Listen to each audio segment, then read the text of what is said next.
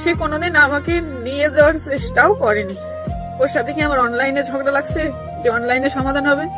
তা তো না। সে কখনো আমাকে নিয়ে যাওয়ার চেষ্টাই করে নাই। যদি তার বউ লাগতো, প্রতিপক্ষ বউ লাগতো, সন্তানের মা লাগতো, সংসার দরকার হতো, আমাকে সত্যিকারের ভালোবাসতো, তাহলে অনেক মাধ্যম আছে, অনেক মাধ্যম ধরে সে একবার না একবার আসতোই। তাকে সে যদি আসতো, আমরা কি তাকে মেরে ফেলতাম?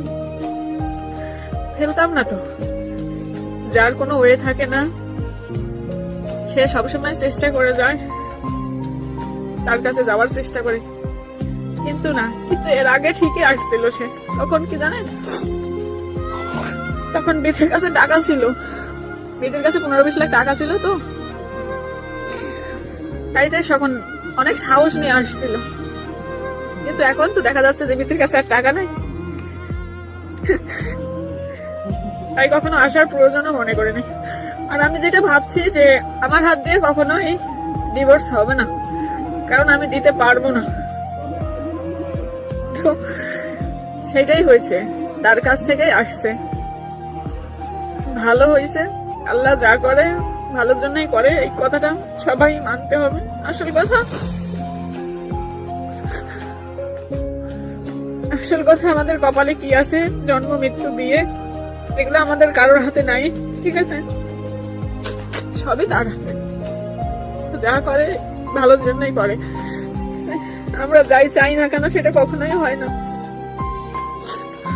আর একটা কথা, অনেকেই বলেন, এই কমেন্টটা করে সবাই আমাকে অনেকটাই কষ্টই দেন, শখের গাড়ি শখের বাড়ি কই গেল। আসল কথা, ওই মানুষটাই আমার কাছে অনেক বেশি শখের ছিল। আর শখ করেই কেনা হয়েছিল অনেক শখের গাড়ি। গাড়ি কই গেল, তোর বাড়ি কই গেল। আচ্ছা, একটা জিনিস আপনার ধরেন, আপনার স্বামীরই জিনিস, তো সেটা কি আপনি কখনো ভাববেন না?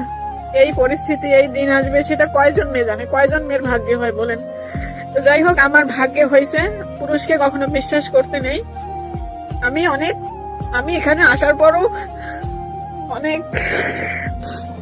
অনেক জনরে বলছিলাম, অনেক বিশ্বাস নিয়ে বলছিলাম যে ও আর যাই করুক কখনো আমাকে ডিভোর্স দিতে পারবে না, যাই করুক না কেন ও পারবে না এটা করতে। কিন্তু সেটা আজকে সে করে দেখাইছে। দোয়া করবেন সবাই ওর জন্য, আগামী দিনে ওর পিচ্ছি বউ নিয়ে যেন ভালো থাকে।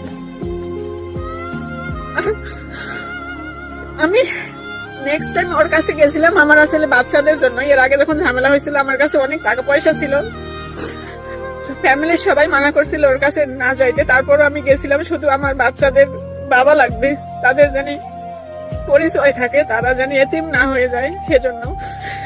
যাই হোক, দিন শেষে সেটাই হয়ে গেল। এটাই হয়তো ওদের কপালে ছিল। আল্লাহ যা করে হয়তো কারো না কারো ভালোর জন্যই করছে।